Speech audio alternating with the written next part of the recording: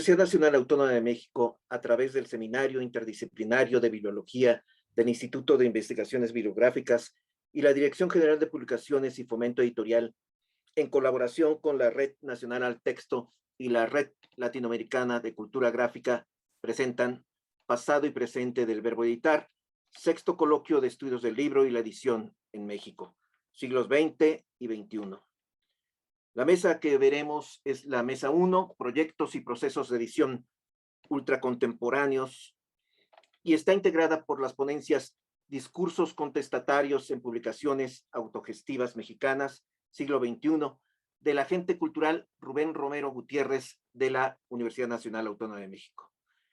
La influencia de lo material en el sentido y la estructura narrativa de un cómic de la artista visual Alejandra Espino del Castillo, y editar para reescribir, reescribir para diseñar el futuro posible. Mujeres y prácticas editoriales en el México actual, de la editora y librera Andrea Fuentes. Comenzamos.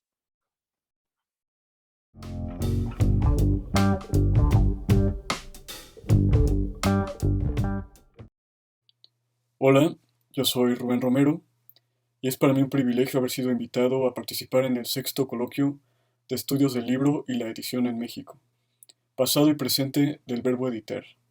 Saludo a Socorro Venegas, directora general de Publicaciones y Fomento Editorial de la UNAM, y a la doctora Marina Garone, a quien agradezco su invitación y la organización académica de este coloquio. Saludo también a las y los ponentes que aquí comparten sus diferentes perspectivas alrededor del verbo editar. Tome algunas hojas, escriba o dibuje sobre su tema favorito, fotocopie cuantas copias quiera, pliegue, engrape si quiere, y tendrá como resultado un fanzine, que podrá regalar o intercambiar con quien quiera compartir esta forma democrática de edición autogestiva. Dentro del vasto universo que comprende la actividad editorial, el fanzine sea quizás la expresión mínima, por la sencillez de sus procesos y materiales, y sin embargo, no por ello deja de ser una expresión editorial relevante, cuyos contenidos, tan amplios como los intereses de sus autoras y autores, presentan en buena medida una impresión temporal del espíritu de una época, de una comunidad local o incluso de un sentimiento global.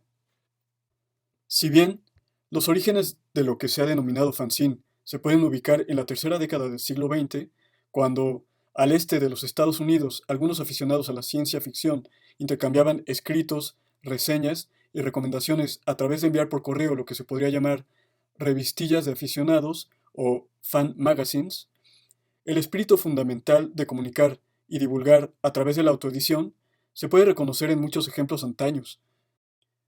El gran valor en la naturaleza técnica y material del fanzine consiste en que pone la labor editorial al alcance de cualquier persona con acceso a alguna tecnología de reproducción, de forma que quienes no tengan acceso a los canales de comunicación hegemónicos consiguen amplificar su voz por medio de la reproducción y difusión impresa de sus ideas.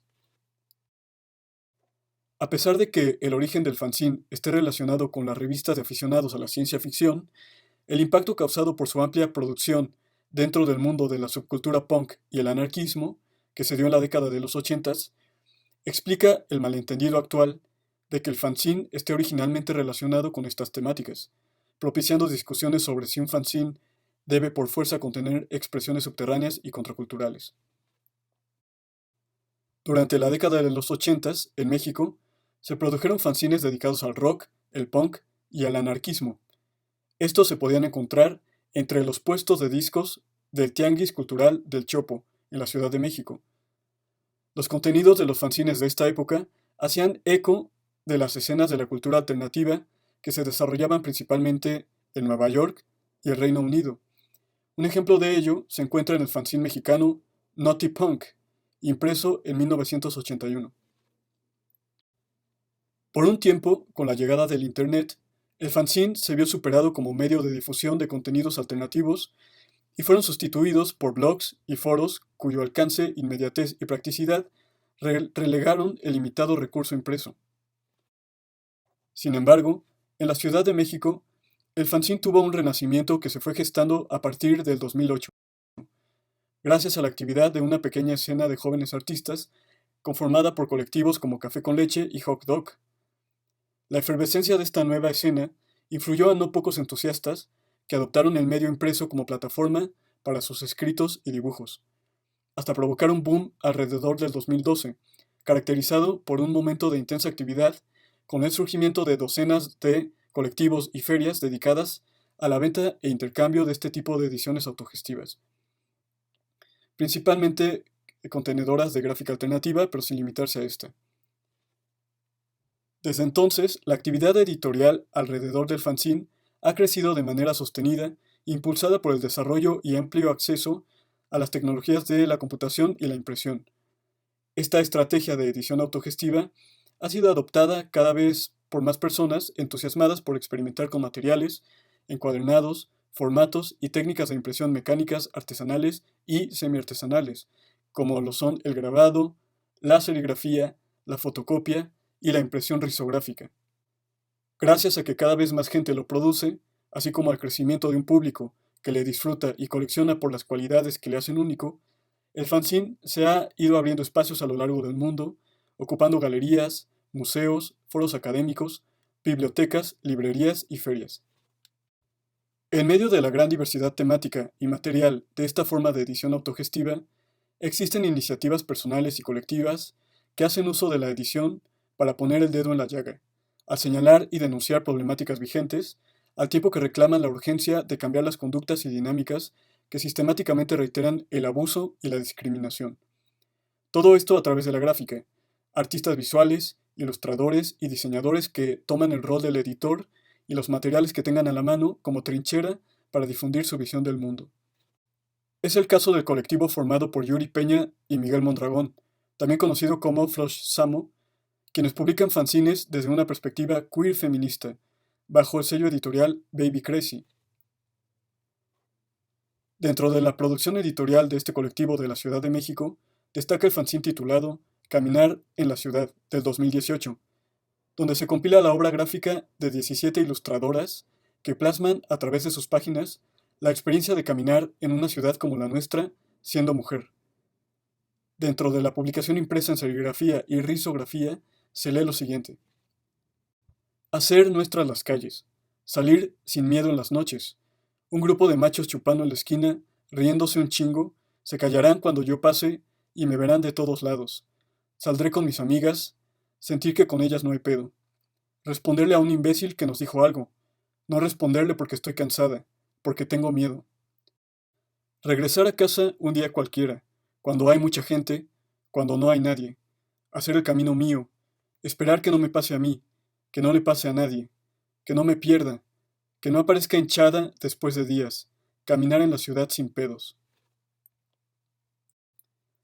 A lo largo de las páginas, vemos imágenes que representan el peligro, la violencia verbal y el miedo de transitar el espacio público en la ciudad, pero también se observa la valentía con la que las autoras se protegen, reclaman y contestan a sus agresores. En esta obra participan Violeta Hinojosa, Miriam Gómez, Lisa Sech, Andrea Sixic, Delirium Candidum, Rancia Desobediente, Nuri Melgarejo, Carolina Bailón, Gabriela Fraga, Paulina Conjuntivitis, El Maremoto, Hellcat, María Magaña, Max Amo, Daniela Santaella, Yuri Peña y Berenice Medina. Tú y yo a la fiesta es otra compilación editada por Baby Crazy en el 2018, que reúne el trabajo de 17 ilustradores radicados en Perú, Colombia y México.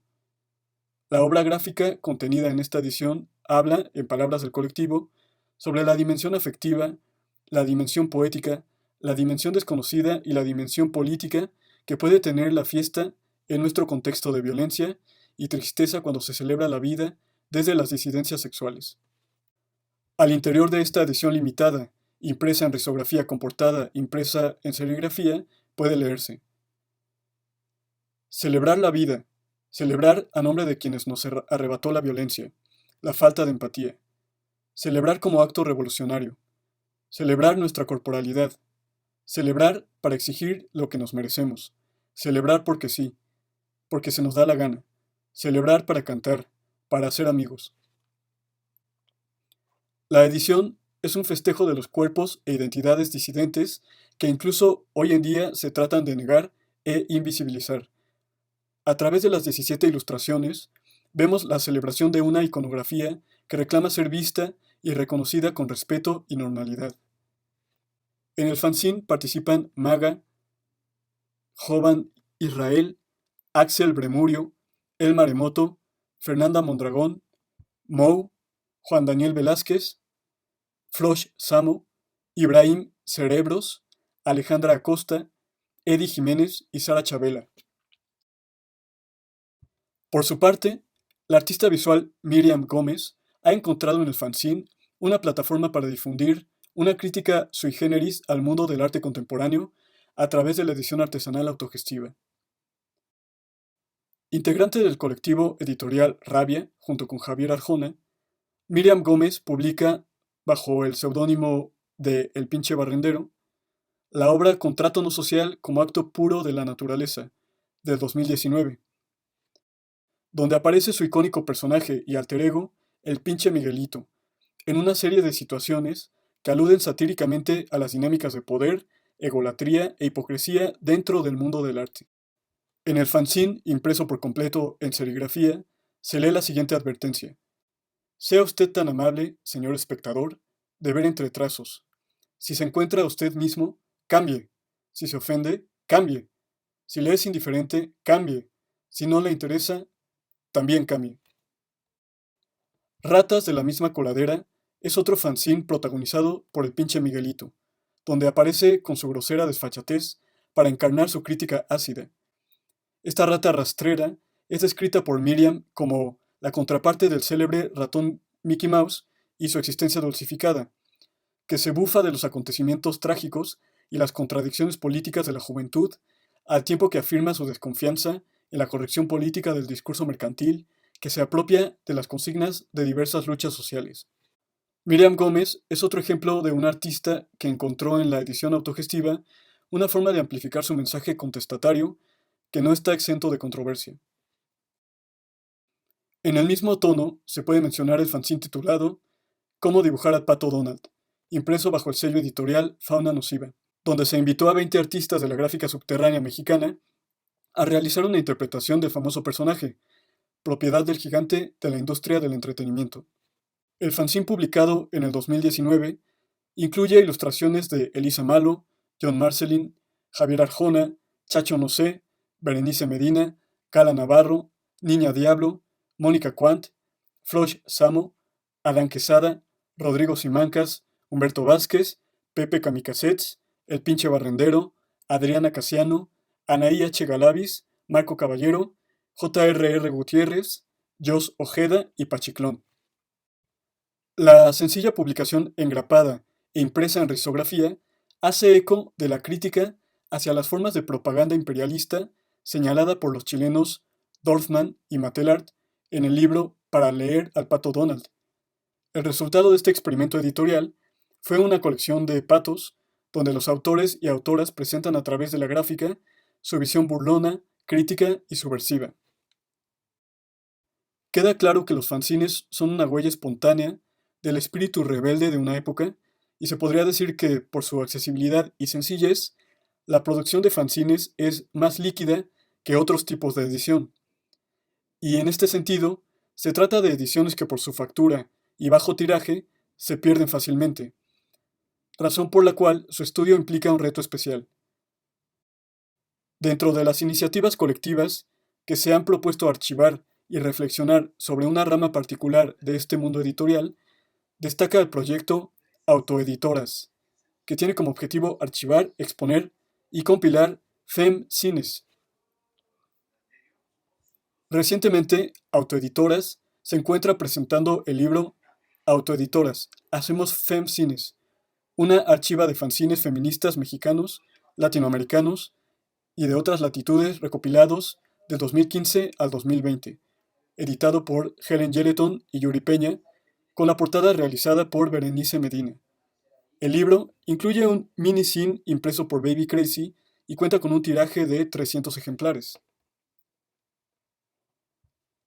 En su Instagram, la colectiva describe la publicación como una recopilación y homenaje impreso del trabajo de tantas compas realizado con el deseo de que quede un registro de la pequeña edición y del hazlo tú misma en estas latitudes a manera de nodo desde el cual otras puedan conectar y conectarse entre sí. Dentro de los fanzines feministas compilados por autoeditoras, la gráfica es un ingrediente protagonista, lenguaje visual que acompaña al texto para difundir mensajes de autocuidado, resistencia e inclusión. Finalmente, las ferias de fanzines proporcionan el espacio común en el que los aficionados, entusiastas y público en general puede adentrarse en esta particular cultura de la autogestión editorial. Quienes están detrás de las ferias son usualmente fanzineros y fanzineras que han adoptado el medio como una forma de vida. Sobra decir que sin las ferias especializadas en las ediciones producidas bajo la ética del hazlo tú mismo, no se podría mantener una escena activa y en comunicación. Si bien el mundo del fanzine es un mundo solidario que se asume como marginal, el Festival Esporas es un ejemplo de organización colectiva que busca llevar el mundo del fanzine fuera de los territorios centralizados. Sus organizadores le describen como un festival que ocurre de manera esporádica en diversos espacios a la vez. Surge como respuesta al aislamiento derivado por el COVID-19, el cual ha paralizado a la escena del fanzine. El festival está integrado por 11 proyectos de la Ciudad de México, sus periferias, el Estado de México y Puebla.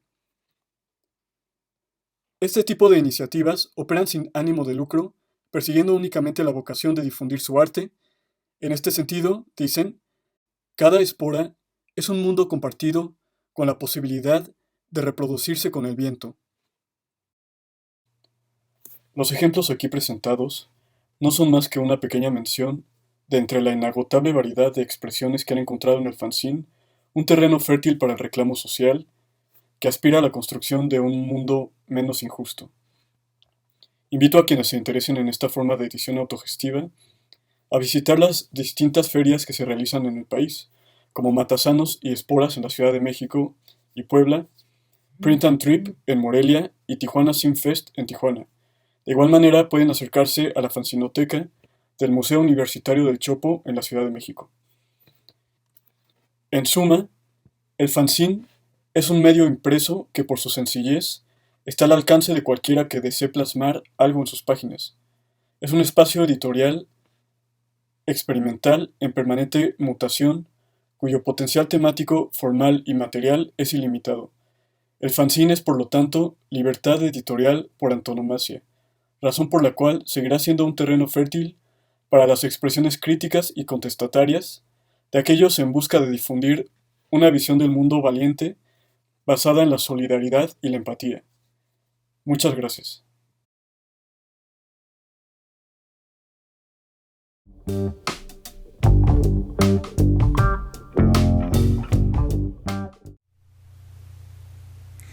Primero quiero agradecer a la doctora Marina Garone por su invitación a este coloquio. Mi trabajo se titula La influencia de lo material en la estructura narrativa de un cómic, 3 propuestas de cómic policíaco contemporáneo. Y a grandes rasgos, en los puntos que vamos a tocar, sería un breve repaso a un contexto, el cómic como sistema, la relación entre los cómics y lo policíaco y la revisión de los 3 casos de estudio a partir de su materialidad y unas conclusiones preliminares de este breve trabajo. Sin más preámbulo, doy inicio a la lectura. Vivimos un momento en el que después del quiebre de la historieta industrial mexicana a mediados de la década de 1980 y tras un periodo en el que autores de historieta independiente buscaron formas alternativas de producción, los cómics ocupan distintos espacios de nuevo, ya sea como transmisores de contenido en redes sociales, con el resurgimiento del fanzine como medio de expresión artística y política, o como una apuesta en editoriales establecidas y con autores de medianas y largas trayectorias, convivimos con la historieta en sus distintas facetas. Para este trabajo en específico es importante hacer notar que en años recientes la presencia del cómic en las librerías se hace cada vez más frecuente, aparejada con la normalización del término novela gráfica como legitimador de esta disciplina, principalmente dentro de ambientes literarios en los que podemos encontrar de manera relativamente fácil a distintos autores que actualmente se congratulan del salto cualitativo que la historieta ha dado al pasar del papel revolución y del puesto de revistas a la librería y a las pastas duras. Este es el espacio que ahora nos ocupa, el de los cómics destinados a ser libros, a ser acogidos por editoriales y a venderse como novelas gráficas en librerías y ferias de libro. El cómic como un sistema.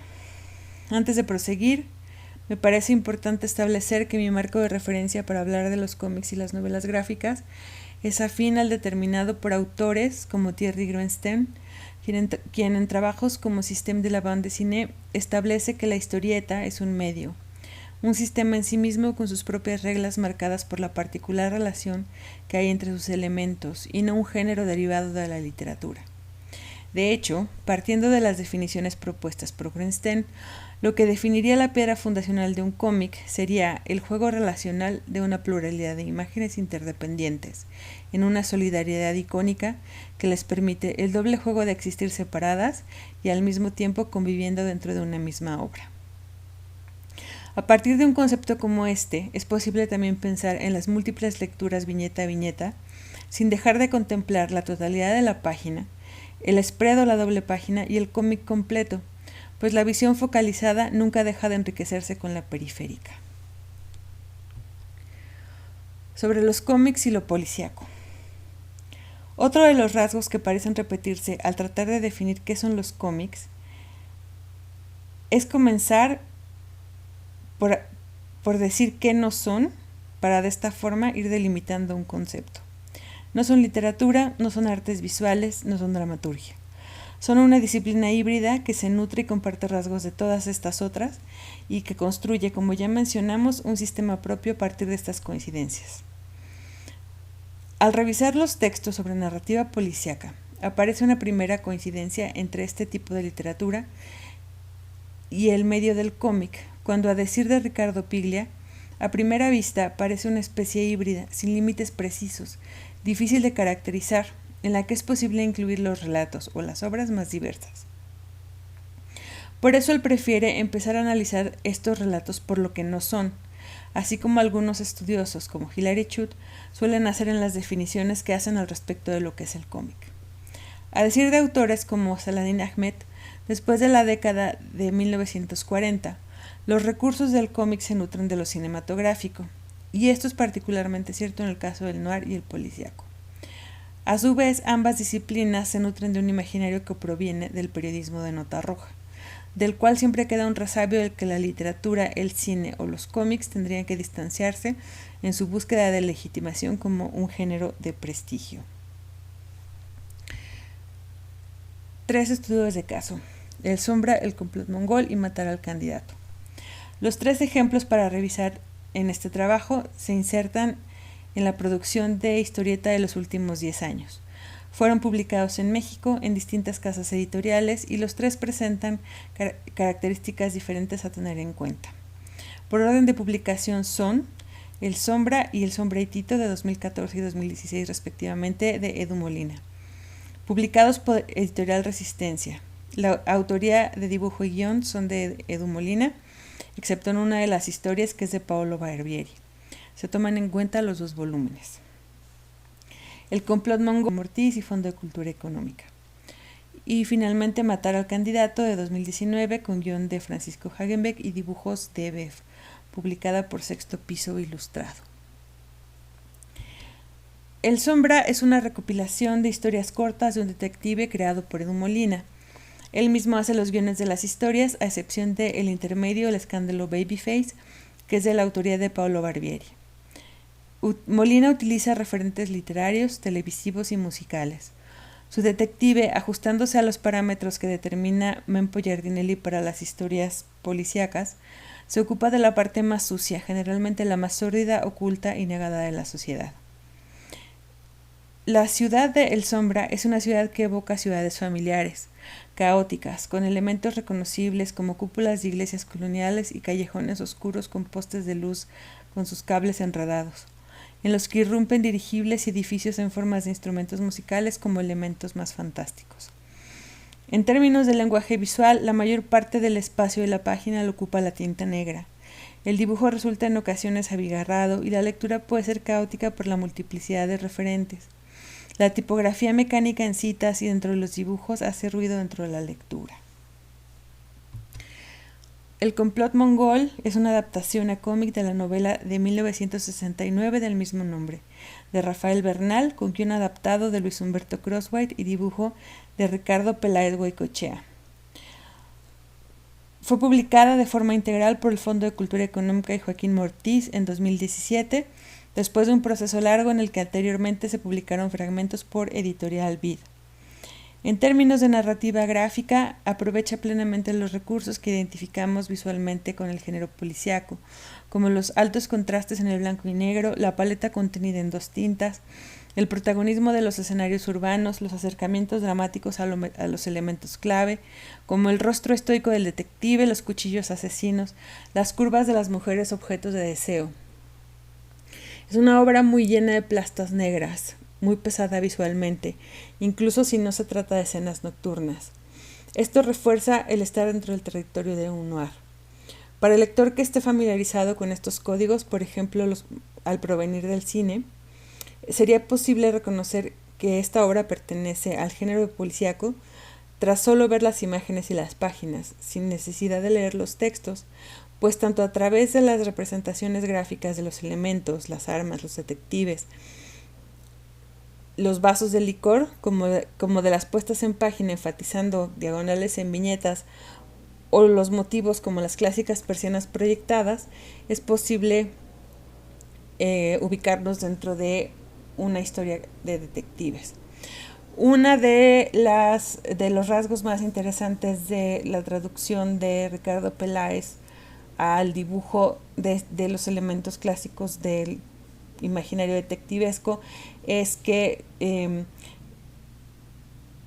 estos referentes visuales como los sombreros o los vasos los adapta al imaginario local, porque el sombrero de su detective es más parecido a un sombrero michoacano que a una fedora, y el caballito es de tequila en vez de un vaso de whisky. Entonces se vuelve más que una copia tal cual de lo que sucede en una historia policíaca, por ejemplo, norteamericana, la adapta a un contexto local sin perder el toque como de un imaginario de película de mediados del siglo XX, por decir. Matar al candidato es una obra que se presenta como True Crime, un recuento ficcionalizado de un hecho policial, con guión de Francisco Hagenbeck y dibujo de Bernardo Fernández Beff. En este libro se retoma el magnicidio del candidato presidencial Luis Donaldo Colosio y se trabaja como una ficción en la que una periodista lo investiga por encargo de un editor. Las reseñas destacan los cambios estilísticos de dibujo como aciertos narrativos, aunque por tratarse de una obra tan corta no alcanza a percibirse esta visión caleidoscópica de los puntos de vista tras un acontecimiento como el que se narra.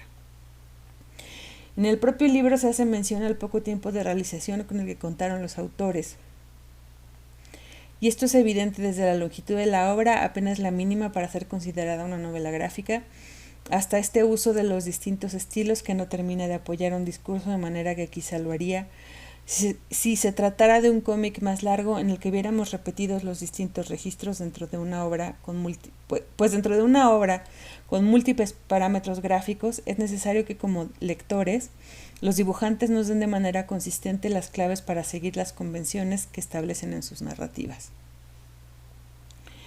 A partir de la lectura de los 3 ejemplos elegidos y tomando en cuenta sus diferentes narrativas, se pueden distinguir elementos que los separan y elementos en común entre ellos, que pueden distinguirse a partir de su materialidad como sigue. Los puntos más evidentes de distinción están en los términos del soporte, el sistema de impresión y la extensión. En el complot mongol El complot mongol, al ser la obra de mayor formato de las tres estudiadas,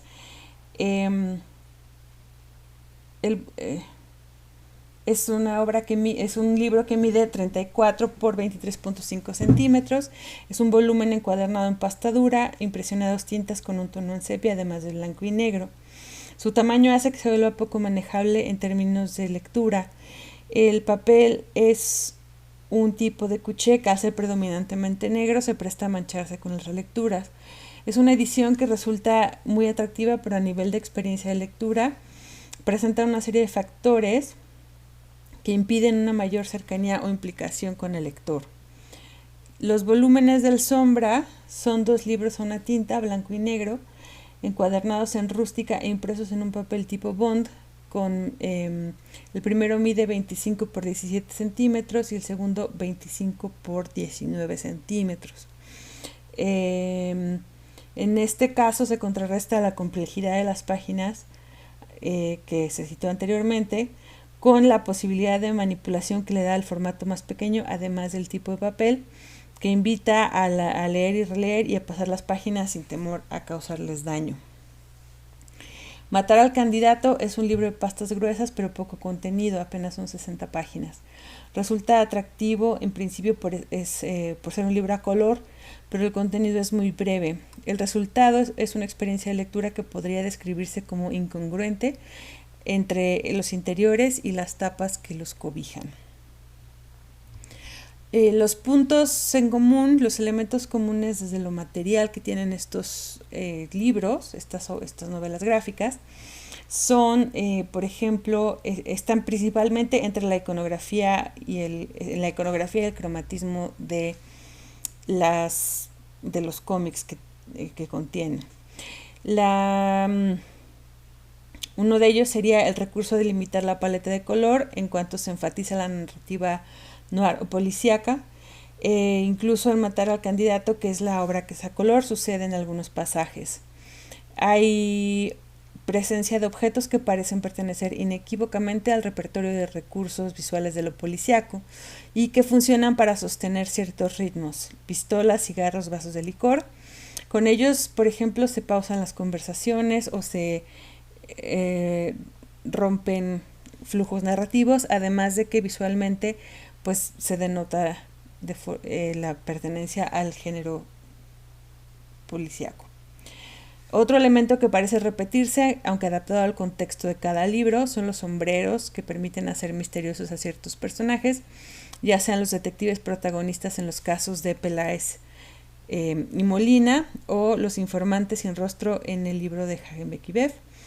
Identificamos también en términos argumentales mecanismos de intriga, una tendencia a un cierto realismo social y un lenguaje brutal y descarnado. Hay un elemento particular en el contexto de los cómics, que es las onomatopeyas. Es un elemento que parece ser exclusivo del lenguaje del cómic. Se trata de un efecto textual y visual que reemplazaría un efecto de sonido dentro del diseño de la viñeta y de la página. En los 3 casos analizados es destacable que los autores usan el recurso en mayor o menor medida, pues se trata de un recurso que ha caído en desuso para autores contemporáneos. Quizá porque el policíaco es un género que evoca entornos ubicados en cierto rango temporal, mediados del siglo XX o antes, los autores deciden reforzar esta idea con las onomatopeyas, o quizás sea para enfatizar los momentos dramáticos o de acción, pero el caso es que vemos aparecer las onomatopeyas de forma más o menos afortunada en las 3 historias analizadas. En el caso de Ricardo Peláez, que es el que vemos aquí ilustrado, usa onomatopeyas de diversos grosores y escalas en el complot mongol, en un estilo narrativo de la historieta por llamarle clásica, a la de historieta norteamericana de mediados del siglo XX, o incluso la historieta europea como en las mismas fechas. Peláez juega con superposiciones de planos e inclinaciones de las letras de las onomatopeyas dentro de las viñetas para integrarlas en las composiciones. Trabaja con un tipo de letra de bloque en blanco y negro según contrasta con el fondo con el que está trabajando. Peláez no solo utiliza las onomatopeyas para los sonidos que sorprenden o que irrumpen auditivamente, como un golpe o la percusión de un arma, sino que las integra en otros que serían sonoramente más sutiles, aunque igualmente claves en las secuencias que dibuja. Por ejemplo, el clic con el que se enciende el foco que llena la viñeta que iluminará la acción que prosigue. Molina también hace uso de onomatopeyas en el sombra, en su caso para representar estruendos que irrumpen en viñetas como los sonidos a los que reemplazan lo harían en una situación vivencial: explosiones, golpes, alarmas, disparos o alientos entrecortados. La fuente dibujada para este tipo de expresiones es muy uniforme: letra de bloque en blanco con delineado negro que contrasta con el fondo mayoritariamente negro de las páginas. La única diferencia que llega a presentarse es que, dependiendo del caso, la línea del contorno de las letras se muestra más o menos accidentada, o líneas aserradas o líneas curvas, según el caso de la expresión que esté dibujando. Solo en una de las historias del sombra, el intermedio Escándalo Babyface, acorde con el cambio de registro visual que presenta con respecto al dibujo en el resto del cómic, las onomatopeyas presentan otro tipo de apariencia tipográfica, en el que en el centro del trazo de la letra oscura hay una especie de canal ahuecado en blanco que la recorre, como vemos del lado derecho, en donde sacrificio y clic tienen como una especie de estructura o como un esqueleto que pasa por en medio. En Matar al candidato solo aparecen 3 onomatopeyas. Bang aparece en 2 ocasiones para sendos momentos de la representación de los magnicidios, ring, que representa un sonido de celular, y click, que es el sonido de una llamada que termina. En el caso de las 2 primeras llaman la atención dentro de la narración por el color en el que están hechas, y la tercera es del mismo color de los textos y casi imperceptible. En este caso es donde menos llaman la atención las onomatopeyas. Como conclusiones preliminares, después de haber revisado estas obras y digamos el papel que tiene la narrativa policíaca dentro del cómic contemporáneo, a decir de Mempo Giardinelli, cito: la novela negra impregna hoy en día la vida cotidiana, tiene las mejores posibilidades de reseñar los conflictos políticos sociales de nuestro tiempo, penetra en millones de hogares del mundo entero a través del cine o la televisión, y es notable cómo ha influenciado a casi todos los grandes escritores modernos de todas las lenguas y de cualquier género. En la historieta hemos visto que escritores y dibujantes se han dejado seducir igualmente por este tipo de historias, pues ofrecen este punto de entrada a la exploración de conflictos más complejos. Desde el punto de vista artístico pueden presentar retos interesantes para los creadores, pues parecerían moverse dentro de un imaginario limitado, pero que permite a cada autor explotarlo de manera particular y llevarlo a los propios límites.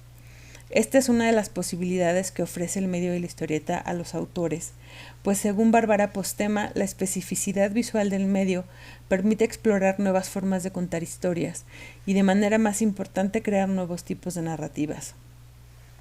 En la revisión de las obras de Molina, Crosthwaite Peláez y Hagenbeck-Beff, descubrimos algunos puntos que pueden comenzar a darnos pautas sobre cómo construir una narrativa policíaca desde la historieta mexicana, particularmente en el caso de los 2 primeros ejemplos, restringiendo la paleta cromática, usando cierto tipo de onomatopeyas, creando layouts cargados de diagonales, generando secuencias con ritmos que evoquen la manera de construir una narrativa dentro de este género, ya sea dentro del propio cómic o en medios afines como la televisión o el cine, reconocibles entre los lectores y espectadores del género. Existe un punto que valdría la pena explorar de forma más profunda, y es el de la experiencia de lectura, así como los vínculos que existen entre los formatos de bolsillo de las ediciones pulp de los policíacos originales con los pequeños formatos de lectura de las historietas populares, y cómo funcionaría una historieta contemporánea pensada en términos de experiencia más cercanos a esos. Las narraciones policíacas suelen tener una raíz antisistema y buscan evidenciar la forma en que el poder está en contra de los menos favorecidos. Lo interesante será llevar estos presupuestos a preocupaciones más acorde con las inquietudes contemporáneas, como la función que podría tener una traducción al cómic de un evento policíaco tomado de una nota periodística que haga evidentes las inequidades que persisten de forma histórica y sistémica.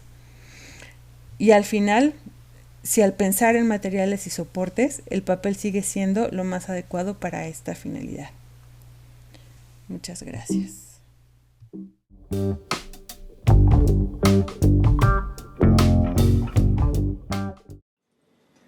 Hola, ¿qué tal? ¿Cómo están? Es un gusto estar aquí. Gracias por la invitación a Marina Garone Gravier y a Camilo Ayala Ochoa, aunque sea a la distancia, digitalmente. He tenido el gusto de preparar esta conversación a partir de algunas reflexiones, pensamientos que he publicado en distintos espacios y algunas otras nuevas, y que titulé Editar para reescribir, reescribir para diseñar el futuro posible. Mujeres y prácticas editoriales en el México actual. Los libros como depositarios de la memoria de la humanidad, decía la consabida frase de Borges. Pero ¿cómo se construye esa memoria? ¿Es la historia escrita por los vencedores, como cuestionaría Bonfil Batalla? En el trazo de la revisión de la categoría memoria subyacen múltiples profundidades y texturas. En el panteón literario se erigieron durante siglos las escrituras y la producción libresca de los hombres, excluyendo la de las mujeres, como una consecuencia natural de un sistema patriarcal que no comenzó a desmoronarse, sino hasta que las luchas feministas lo habilitaron, para visibilizar el trabajo de las mujeres alrededor del libro, entre otros, como escritoras, como impresoras, como editoras. Hay que tener presente que visibilizar no es únicamente reconocer, que implica una nueva conformación del relato. Y esa nueva conformación del relato tiene la capacidad de transformar la memoria y por lo tanto las ideas sobre las cosas, la forma de pensar, los derechos y los asuntos políticos, es decir, la existencia, a todo ello vinculados. Si los libros son la fuente del conocimiento, importa entonces entender que en el momento presente la construcción de nuevas narrativas respecto al mundo conocido es precisa porque determina qué clase de conocimiento se comparte, se privilegia, recibe lugar, así como la forma de enunciarlo. Eso está sucediendo. Las mujeres del mundo del libro deciden reinventar el territorio, exploran desde diversas latitudes conceptuales y trincheras, a través de la escritura, de la conceptualización de colecciones, de la edición en términos creativos, de la conversación sobre las palabras y la lectura, y lo hacen transdisciplinariamente, y se preguntan al hacerlo y de nueva cuenta qué mundo ha sido dicho, cómo es posible transformar ese decir y por qué es necesario hacerlo. Hay un quehacer editorial de las mujeres que se pregunta de qué modos queremos interpelar a ese mundo que habitamos, que determinamos y que nos determina. ¿Qué piensa? ¿Qué voces poner a circular y a conversar? ¿Qué asuntos es imprescindible disponer sobre la mesa, que ya no es mesa, sino un jardín que se cultiva poco a poco, de otros modos, con las manos, con todo el cuerpo? Hay un pensamiento colectivo en ese quehacer que deja de asumir el espacio libro como un hecho dado y se pregunta sobre todo qué significa de hecho y en última o primera instancia decir libro.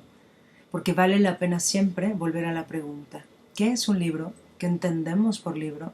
Y todavía más allá, ¿por qué y para qué hacer libros en medio de la debacle, ya se llame pandemia o se llame capitalismo gore, como le llamó la investigadora Sayak Valencia? Y no solo eso, sino también desde dónde hacer libros. Porque contra lo que digan las huestes del neoliberalismo sin freno, que ignoran que vivimos en un planeta de recursos limitados, al menos para nosotros, es fundamental desde dónde y quiénes están haciendo los libros, con qué acento los piensan. Hace tiempo publiqué un artículo sobre una pieza del artista Emilio Chapela, Die KfG del Bibliothek, y escribí ahí sobre el concepto del editor. Decía, existe, según explica Agustín Millares Carló, que a su vez explicaba Rafael Calleja, una dimensión clave del editor era la bibliófila. Esto es así en tanto que el catálogo que decide confirmar para publicarlo es una propuesta bibliotecaria que selecciona del mundo lo que ha de ser libro, lo que ha de perdurar, porque nos guste o no sigue teniendo ese significado, y lo que ha de ser conocido.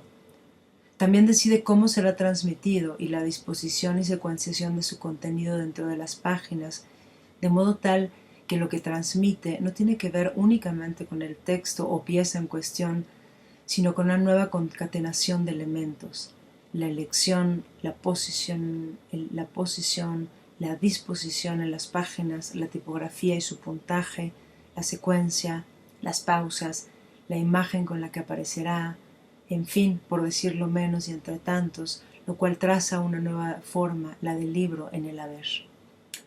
Quizá el editor es un nuevo tipo de escritor para complementar a Ulises Carrión cuando apuntala que en el arte nuevo de hacer libros, un escritor no escribe libros, sino textos. ¿Y las escritoras? Robert Darnton dice que la historia de la literatura debe estar centrada en la historia de los editores, por ejemplo, pues son ellos los que convierten a los escritores en libros, no los autores. ¿Será que aquí, me pregunto, el lenguaje no inclusivo ha determinado también esa ausencia de las mujeres en el canon, cuando decimos editores, escritores, autores? Y a Darnton, por ejemplo, para seguir con el asunto de la concepción del editor o de la editora, le interesa más el editor de la enciclopedia que Diderot en sí mismo. Los editores sí, a diferencia de los editores no, o las editoras sí, a diferencia de las editoras no, según la clasificación de Unaudi e Inaudi, y a las que me refiero para efectos de estas reflexiones, son creadores de archivos. Curadoras, creadoras del arte nuevo. Lo que proponen e inventan son nuevas lecturas. Pero vamos más allá. Partimos de la edición sí, pero ahora revolucionamos los parámetros de ese nuevo arte de hacer libros al experimentar, al sacudir, al darnos y abrirnos espacio. Es importante además pensar que las nuevas lecturas también tienen que ver con quienes están haciendo los libros. Mi reflexión entonces apunta a varios ejes, sobre todo puntas del mismo universo. El libro como política de construcción, el libro no como un objeto físico con un resultado estético, sino como una práctica artística que entabla una búsqueda propia para construir con ella una conversación o sostener una pregunta. Y el de los ahora también llamados libros conceptuales, que no son ni más ni menos, sino que se centran en la transmisión de un concepto y dirigen sus elementos a ese fin. Y quiero pensar esos ejes, claro, desde las prácticas independientes, que es donde suelen hacer la semilla de las nuevas voces y las discusiones relevantes, porque al margen de un designio de productividad que esencialmente está determinado por los ingresos, suele ser una trinchera desde la que, independientemente de criterios que se someten al dictado de los éxitos comerciales, que sin duda pueden tener buenas plumas, lápices y títulos, buscan abrir nuevas puertas o jalar las existentes con toda la fuerza en las manos, como si de una cortina de fierro se tratara, siempre un poco trabada, pesada, faltante con frecuencia de aceite. Lo hacen para atraer a las voces e imágenes que piensan desde otro lugar, uno desde el cual se cuestiona y se produce y se hace circular otro conocimiento, incluso una nueva concepción del propio conocimiento. Los libros han sido siempre una de las actividades más peligrosas y donde encarna una de las formas de resistencia más importantes, ese abrir espacio que significa también inventarlo. La edición independiente o de alto riesgo, le digo yo, el hacer libros que cuestionan el canon, cualquiera de los cánones, tanto en las temáticas que abordan como en la forma en que lo hacen, experimentando al hacer volar, concebir desde otra mirada, los pájaros en la cabeza y sembrar numerosos nidos y alas. Los libros que buscan la recuperación de la subjetividad y la reinvención, por lo tanto, de las disertaciones textuales y visuales. El libro como una estructura recombinante, diría Amaranta Borsuk. En el territorio ignoto donde ya he insistido es preciso trazar el mapa de lo que aún no existe. Puede verse ya cómo se está delineando lo que ahora pensamos son las rutas, caminos, escarpadas y colinas, desde geografías equidistantes que no necesariamente sonaban en los pasillos más visibles de la República del Libro, pero que sin duda ahora trabajan más que nunca desde sus recónditas e heroicas tribunas, colectivos editoriales independientes que se reúnen a pensar sobre libros y a compartirlos, mujeres sentadas frente a su mesa de trabajo con su pincel en la mano que filosofan cómo trazarse a sí mismas, proyectos de producción y comunicación política que circulan los pensamientos más radicales de economía social, editoriales que apuestan por la cultura libre, hombres reunidos para llevar a cabo prácticas de dibujo a partir de la enseñanza de las mujeres, espacios comunitarios de discusión libresca, festivales de fanzines feministas, editoriales autogestivas de integrantes de los pueblos originarios,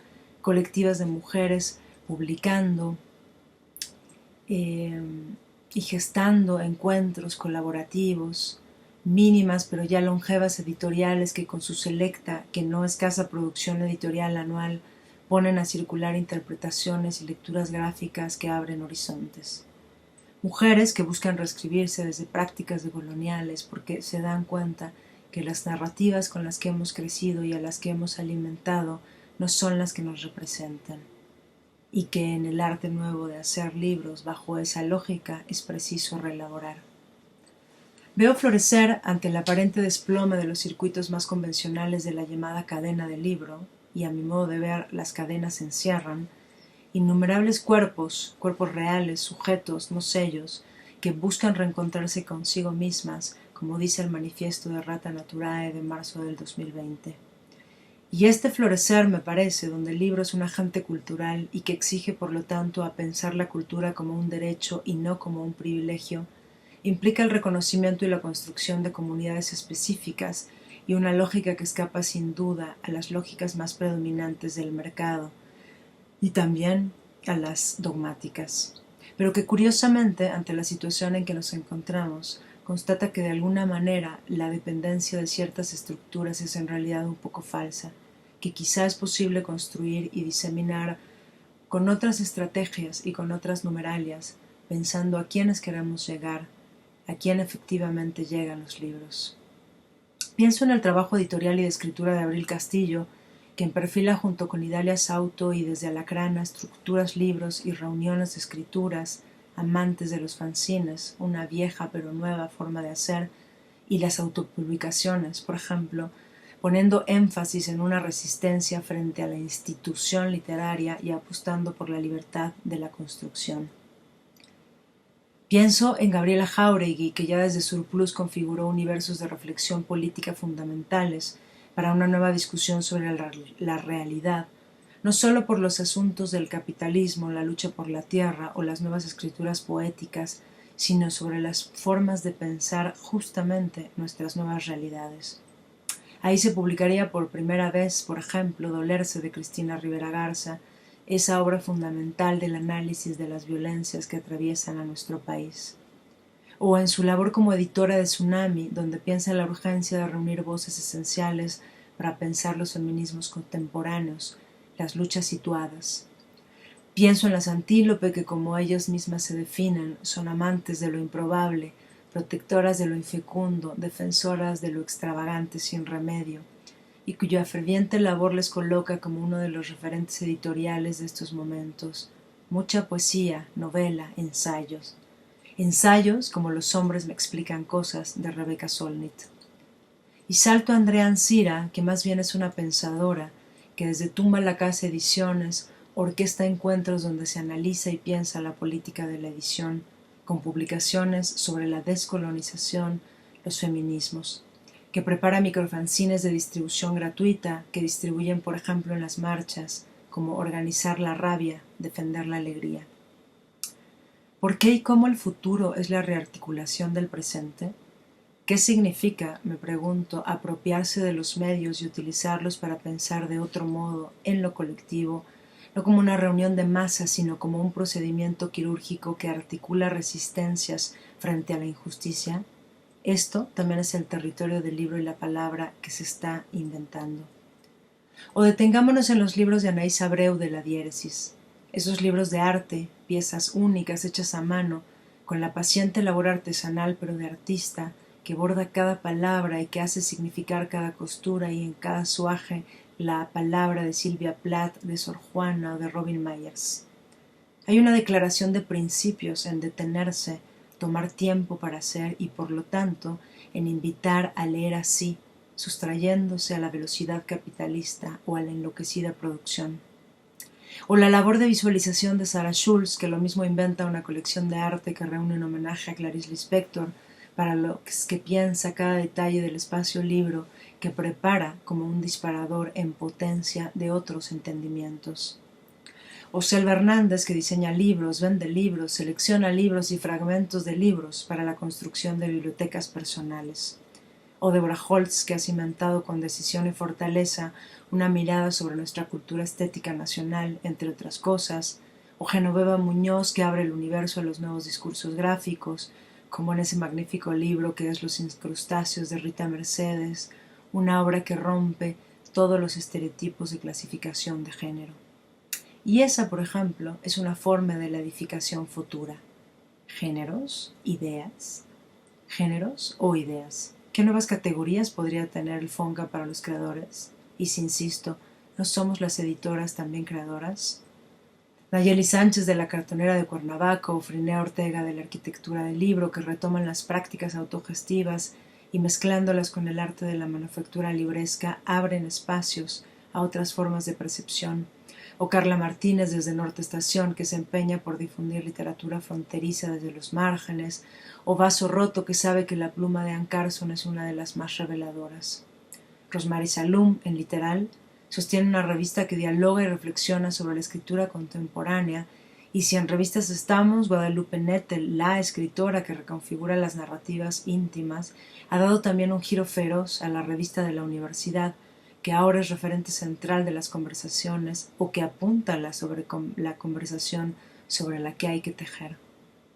Y Peggy Espinosa, Artefactos, Libros, Arte, la obra de Manuel Marín, las piezas de Chiara Carrer. Cada libro es como una bocanada de brisa marina que penetra despacio por los ojos y se instala en la piel combinándonos a situarnos.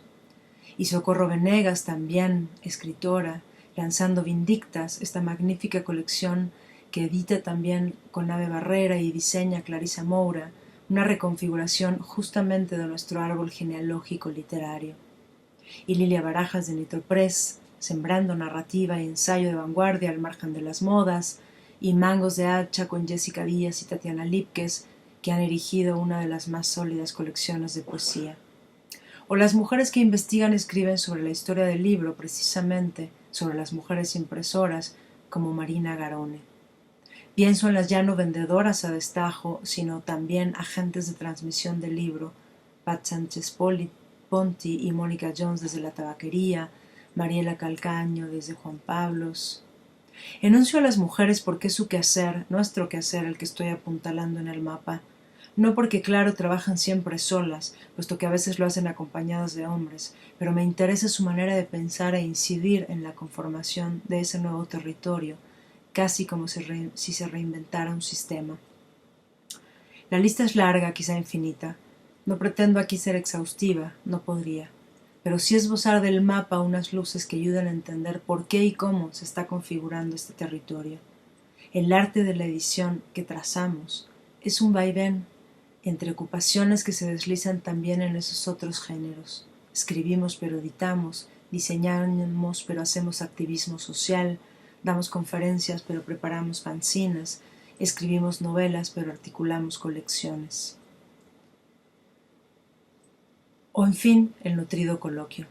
Todo arte supone una pregunta y en su caso una respuesta, o más bien formula la pregunta, aunque ya sabe la respuesta, diría Lacan, o bien lanza la interrogante porque la considera fundamental.